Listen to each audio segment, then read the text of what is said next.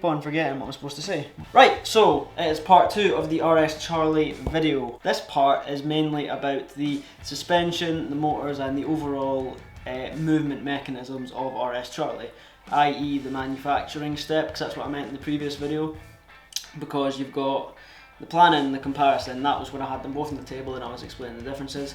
This one is the manufacturing and the actual implementation of the moving mechanism on RS Charlie. So the overall suspension design is actually based on a car suspension loosely, because the way you have it is you have the main body of RS Charlie and you have the base plate of the suspension. So what happens is the actual main part of RS Charlie is a weird shape and it's got the corners cut out so that the base plate of the suspension can hinge, and the only thing that's stopping the wheels that are on this base plate that goes down and stop them being limp is the actual shock absorbers, which hold them at a slight angle downwards.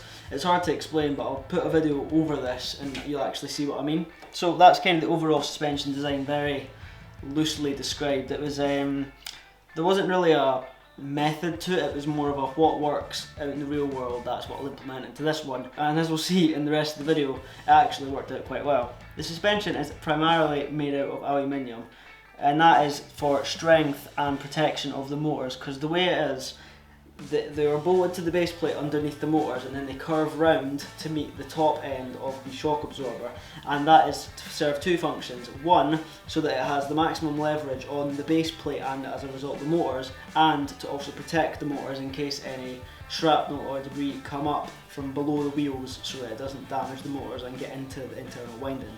The shock absorbers themselves are actually just from a RC car upgrade kit, so there's nothing special there, but they are of quite high quality because there's aluminium end caps for them along with a swivel insert on the end. When I was initially constructing the suspension itself, it was just going so well, and then the end product, I'll just show you. I'm sorry, right, but look at this. This is the new one, look at this. Oh man, like you can go like to the side. I'll show you here. Oh, it's so good. Look at this. So it goes like, you can go left, you can go right, you can go front corner, you can go back corner. It's just so good.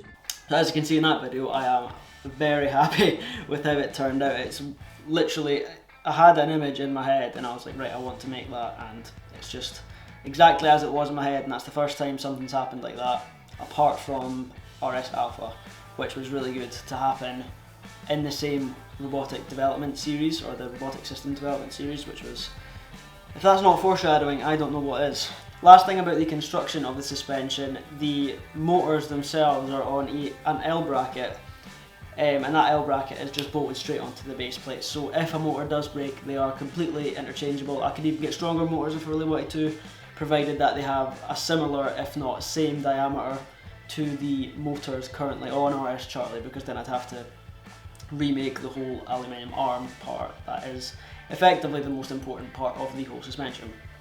Okay, so now that the motors are on and the suspension works, it's probably a good idea that I test if the motors actually worked. And I did.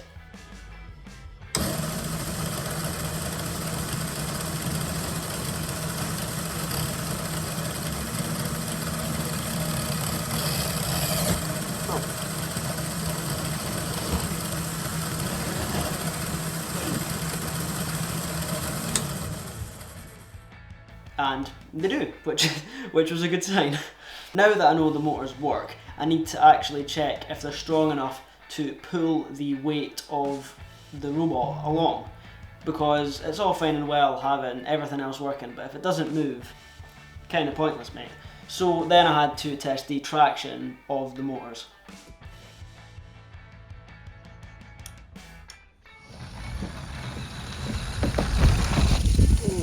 And as you can see there, I tested the traction and it works fine. It flew off. I did not expect it to be that fast because I heard the initial speed of the motors, but that was just in free spin.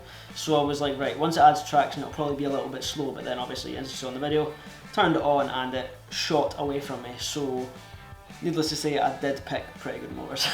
So on the decking that I was actually testing the motors on, there are two planks of wood that have expanded and contracted over so many seasons that they had formed a ridge. So I thought it only natural to test the suspension on that, and as you can see in this video, the suspension coped with it amazingly.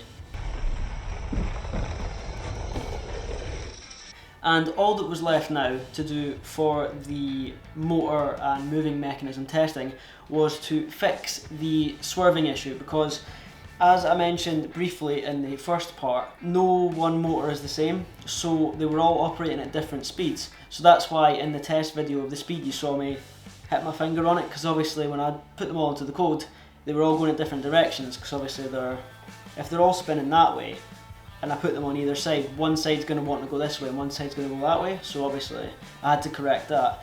And then the motor controllers that I was using allowed me to send a PWM signal to control the speed of the motors, which I did that, and I tried to correct it as much as possible on the decking, which I did.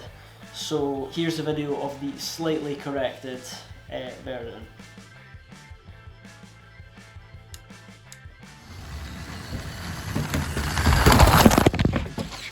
So as you can see from that video, I corrected it a little too much. I ended up correcting it into the camera, but beyond that, that doesn't really matter though, because I later perfected it and now it's completely straight when it's going in the object avoidance code that I was testing in my room and around the house to actually try and avoid some less damaging objects than outside.